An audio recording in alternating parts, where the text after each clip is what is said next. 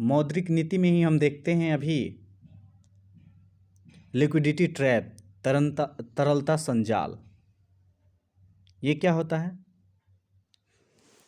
यह एक ऐसी आर्थिक दशा है जिसके अंतर्गत एक केंद्रीय बैंक के नीतियों के कारण बैंकिंग व्यवस्था में तरलता पर्याप्त होती है, परंतु इसके बावजूद ऋण का सृजन कम रह जाता है।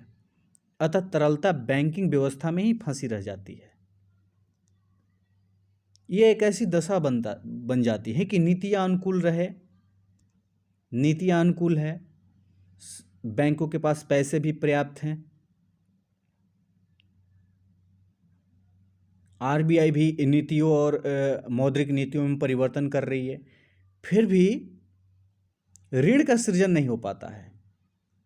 बैंकिंग व्यवस्था में तरलता फंसी रह जाती है और इस तरलता के फंसे होने के कारण ऋण का सृजन नहीं होगा। ऋण का सृजन नहीं होगा तो लोगों के पास पैसा नहीं पहुंच पाएगा और बैंक में ही सारा पैसा रुका रह जाता है। तो इसे तरलता संजाल कहते हैं, जिसको इंग्लिश में लिक्विडिटी ट्रैप कहते हैं। ठीक है, अब हम देखते हैं स्टैंडिंग डिपॉजिट फैसिलिटी, एसडीएफ है ये क्या होता है?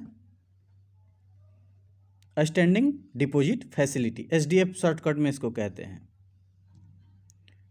यह सुविधा भारत में नहीं है, परंतु विमुद्रीकरण के उपरांत इस सुविधा को लाने की बात की जा रही थी कि इसका प्रयोग किया जाए, क्योंकि इस व्यवस्था के कारण सीआरआर, एसएलआर पर जो गिरवी प्रतिभूतियां रखनी होती है उसकी ज़रूरत नहीं पड़ती है। लागू करने की बात सामने आई थी। इसे लागू करने के लिए और भी कई से उपाय करने पड़ेंगे।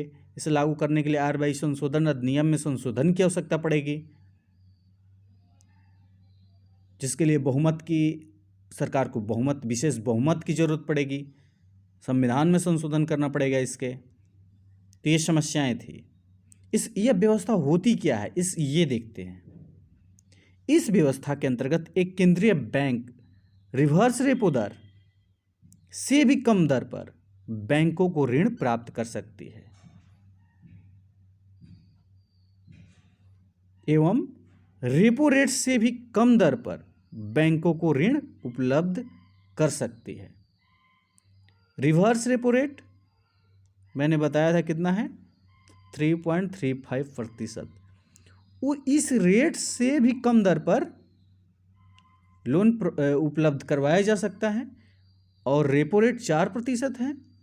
इस रेट से कम दर पर भी ऋण उपलब्ध कराया जा सकता है।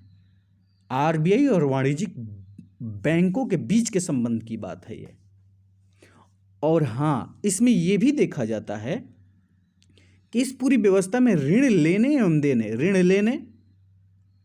आरबीआई ऋण ले सकती है, दे सकती है एवं देने की प्रक्रिया में भी प्रतिभूतियों को गिरवी नहीं रखा जा सकता है। तो ये आपको ध्यान रखना पड़ेगा कि एसडीएफ की प्रक्रिया में जब लोन लिया जाता है या दिया जाता है,